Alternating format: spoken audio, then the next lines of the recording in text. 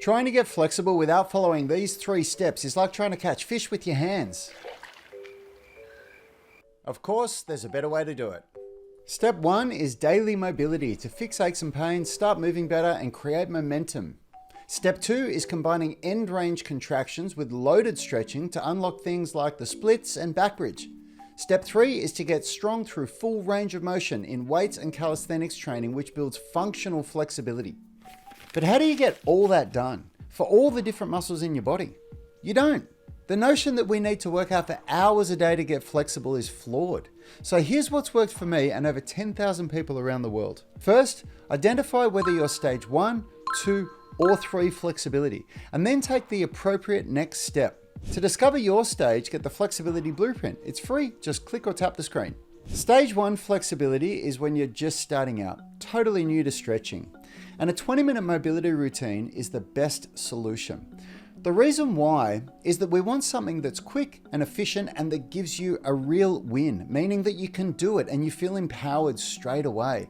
A stage 2 or a stage 3 stretching program is totally unsuited for a stage 1 beginner because there's just all these movements in there that you won't be able to do at all.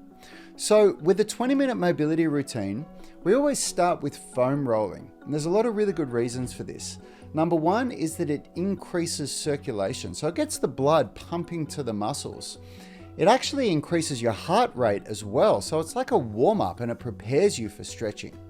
It relieves muscle aches and pains, so you feel better immediately, which means you can do it after a workout or on a rest day if your body's sore. And it increases pain tolerance, which is really important for your stage 2 and stage 3 stretching later on.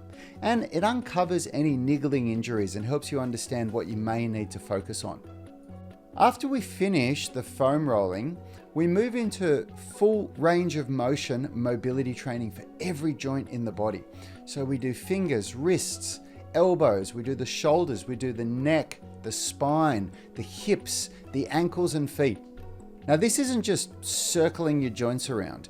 We're intentionally taking the joints through full range of motion to maintain our gains and also increase our mobility. When you do a good 20-minute mobility routine, you'll instantly get more flexible. Literally, you'll do it once and you'll feel more flexible straight afterwards, which is really important because it empowers you, gives you a sense of accomplishment, and makes you want to come back tomorrow and do it again.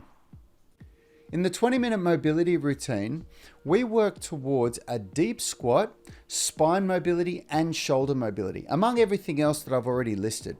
But until you've got a decent deep squat, working on something like the middle splits or a back bridge, it's just beyond you. And we really want to get that foundational squat pattern dialed in. And that's what the 20-minute mobility routine does, among other great stuff.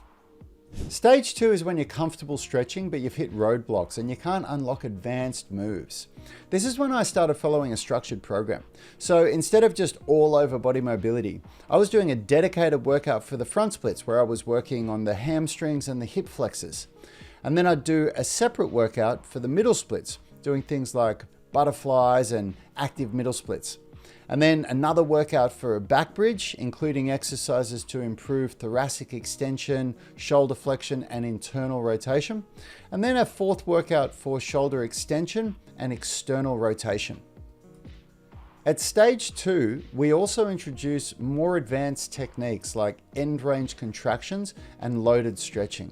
And this is where that increased pain tolerance that you developed from the foam rolling in stage 1 really becomes important. At stage 2, we also start using progressions and regressions for exercises. It's definitely not a one-size-fits-all approach here.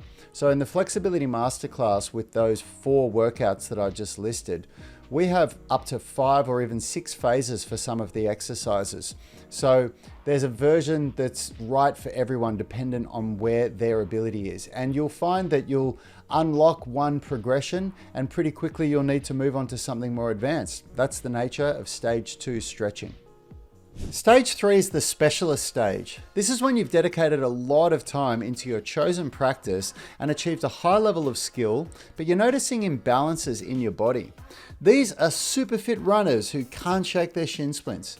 Yogis who lack the strength and muscle mass they desire for more advanced movements, CrossFitters who have major shoulder injuries, and boxers with rounded shoulders. It doesn't matter what it is you're doing, or whether you're really strong but lack flexibility, or really flexible but lack strength.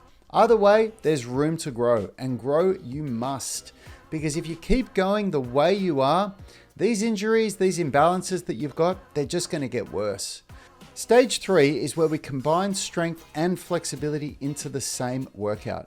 Because a stage 3 specialist just doesn't have any time for anything else. They're already tapped out with how much training they're doing. So it's critical to combine strength and flexibility into an efficient workout to get it all done at once. Now, when a stage 3 specialist tries the UMS, they get an immediate result. It's incredible how fast it happens.